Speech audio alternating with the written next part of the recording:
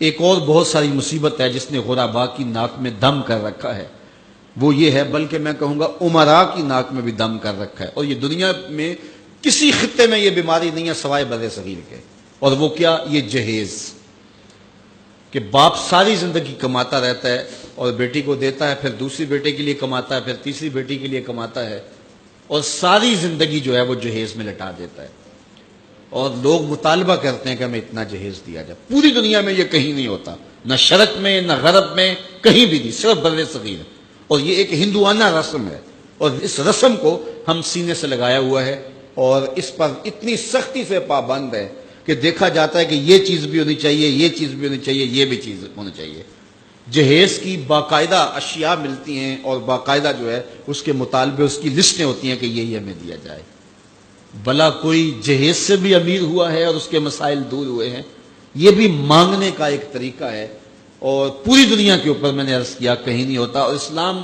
میں تو اس کی گنجائش ہی نہیں ہے۔ تحفہ آپ دے سکتے ہیں، لیکن وہ بھی ایک جو ہے وہ مخصوص دائرہ ہے، لیکن جب یہ سلسلہ ایک مرض بن جائے تو اس وقت اس سے بھی ان حالات کے اندر آپ کو گریز کرنا چاہیے، اور ایک اچھے معاشرے کی تشکیل کرنی چاہیے۔ اور اس کے لیے ظاہر ہے جو بیٹیوں کے ماں باپ ہیں ان کے لیے اس کے خلاف جہاد کرنا بہت مشکل ہوگا۔ مشکل اس لیے ہوگا کہ لوگ کہیں گے یہ دینے کے لیے کہہ رہے ہیں، اور بیٹے والے جب مطالبہ کریں گے، بیٹی کو ایسے کوئی قبول نہیں کرتا، تو اگر کوئی جہیز کے بغیر بیٹی کا نکاح کرنا چاہے تو کون قبول کرے گا؟ اس کے لیے سب سے اہم ذمہ داری جو ہے وہ بیٹوں والوں کی ہے کہ وہ عزم کریں۔ میں نوجوانوں سے بھی مخاطب ہوں کہ وہ عزم کریں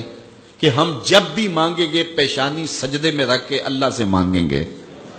اور ہم اپنے ہاتھوں پر اللہ کی دی ہوئی طاقت پہ بھروسہ کریں گے، خود کمائیں گے، سنگ لاکھ چٹانوں سے بھی اپنی ضرورت کو نکالیں گے، کسی غریب کی بیٹی سے یا امیر کی بیٹی سے جہیز نہیں مانگیں گے۔ جس نے بیٹی دے دی اس نے کیا باقی رکھا ہے؟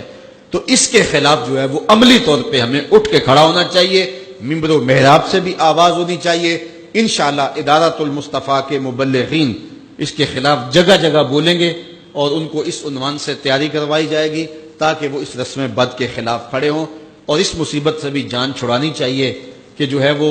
1000 کا لشکر لے کر بیٹی والوں کے گھر حملہ آور ہوتے ہیں، کس نام پہ، کس وجہ سے؟ اور وہ لوگوں سے قرض اٹھاتے پھرتے ہیں۔ میرے پاس ایک خاتون آئی، کہنے لگی کہ 50,000 روپیہ قرض لیا تھا تو سود پہ لیا تھا میں نے، اب 1.5 لاکھ روپیہ ہو گیا ہے، تو وہ وعدہ آ گیا تو میں دے نہیں پا رہی،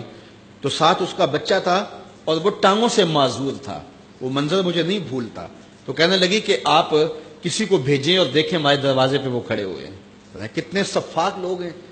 تو آپ نے کسی مجبوری کے تحت لیا ہوگا۔ تو کہنے لگی ہاں میں نے بیٹی کی شادی کرنی تھی، لوگوں کے گھروں کے برتن مانج کے میں نے کوئی جہیز کی چیزیں بنا لی تھی، لیکن وہ کہنے لگے 100 آدمی لے کے آئیں گے بارات میں، تو اس وجہ سے مجھے یہ قرض اٹھانا پڑا، باقی تو میں نے تیاری کر لی تھی۔ تو میں نے کہا آپ اپنے رشتہ داروں میں شادی کر لیتے جن کو آپ کا احساس ہوتا۔ تو اس نے مجھے کہا کہ جو بارات لے کے آیا وہ میرا سکا بھائی تھا، سکا بھائی اپنی اس بہن کے گھر اپنے بیٹے کو بیانے آ رہا ہے جس کا شوہر گھر کے برتن بھی بیچ کے نشہ کر لیتا ہے، اور وہ لوگوں کے گھروں کے برتن مانج رہی ہے، اور وہ بھی کہہ رہا ہے میں 100 کا لشکر لے کے حملہ آور ہونا ہے۔ اسے نہ شرم آئی نہ حیا آیا، اور اس نے لوگوں کے جو ہے وہ برتن مانج کر کے جہیز بنایا، پھر سود پر رقم اٹھائی، اور پھر اس نے ان کی وہ 100 کے لشکر کی دعوت کی، اور وہ سمجھتا ہوگا کہ میں اپنی عزت بنا لی ہے۔ اور میاں تو 3 بندے لے کے آ جاتا اور کہتا کہ ہم کھانا کھا کے آئیں گے، آپ کے گھر سے چائے پیئیں گے، عرش کا رب اتنا راضی ہوتا کہ تجھے اتنا نوازتا کہ تجھے کوئی کمی باقی نہ رہتی۔ لیکن غریب بھی غریب پہ ظلم کر رہا ہے، امیر بھی امیر پہ ظلم کر رہا ہے،